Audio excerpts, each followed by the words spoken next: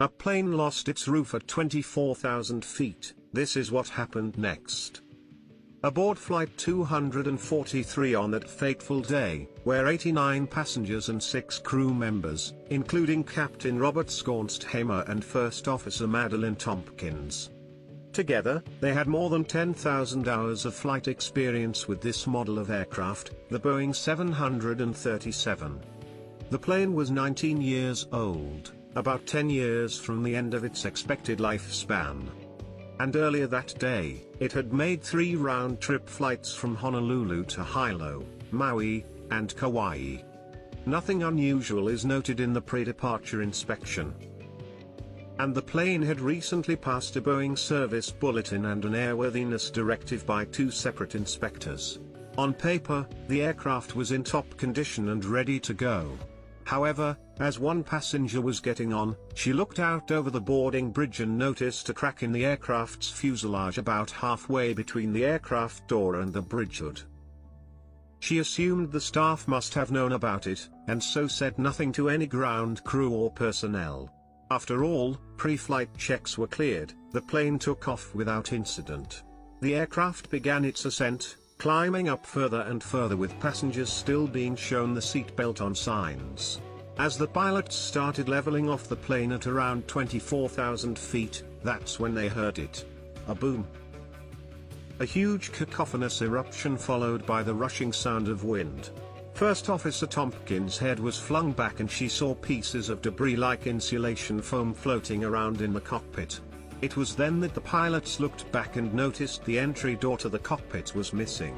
But where the first-class ceiling should have been, all they could see now was blue sky. Out in first class, passengers were clinging to their seats, utterly terrified. They'd witnessed a small section of the left-hand side of the plane suddenly rupture, which had led to explosive decompression of the cabin and 300-mile-per-hour winds ripping off the roof. Now aircraft have cabin air systems that control pressurization, airflow, and temperature. The higher up in the atmosphere a plane flies, the less oxygen there is and the colder it gets. So, these systems are critical to ensure passengers don't suffocate or freeze on their flight. When combustible decompression happens, these systems stop working, which is why on passenger planes, oxygen masks drop from the ceiling. However, on Flight 243, an 18-foot section of the roof and sides of the plane had been torn off above the passenger's head along with their oxygen masks.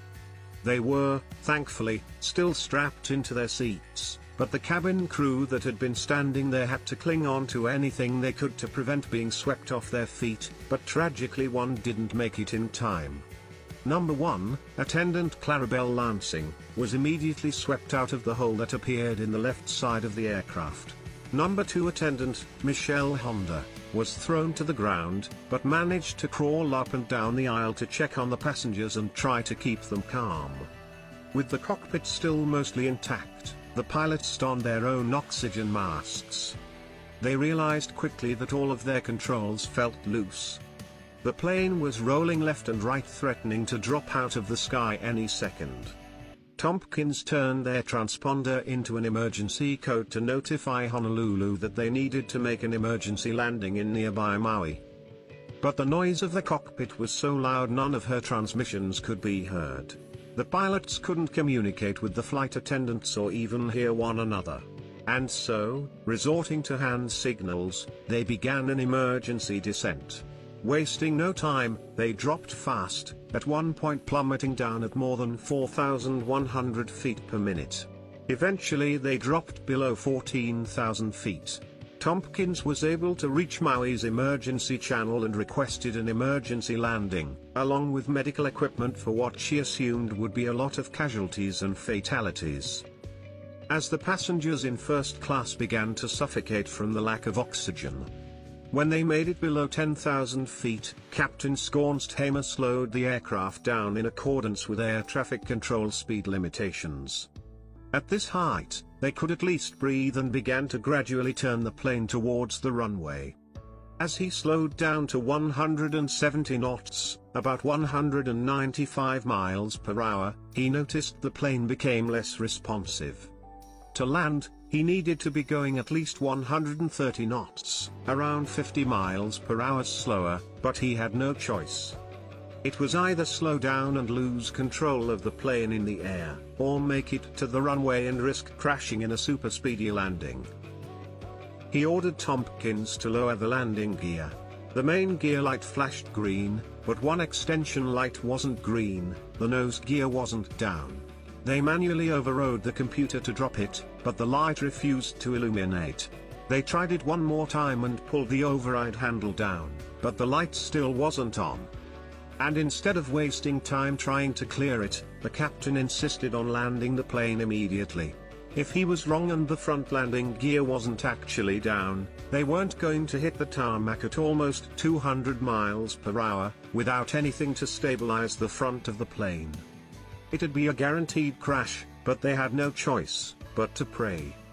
Thankfully, those landing gear indicator lights turned out to be malfunctioning. The nose gear was indeed down, and 13 minutes after the combustible decompression, Schornstheimer and Tompkins hit the runway and successfully landed. What greeted the emergency services at Kahului Airport made everyone's jaws drop. The plane had been ripped open like a can of sardines. Of the 89 passengers and crew, 65 of them were injured, 8 seriously, and 1, Clarabelle Lansing, fatally. The plane too was damaged beyond repair. Sadly, Clarabelle Lansing's body was never found, but it could have been worse were it not for the incredibly brave actions of the crew. They were rightfully hailed as heroes.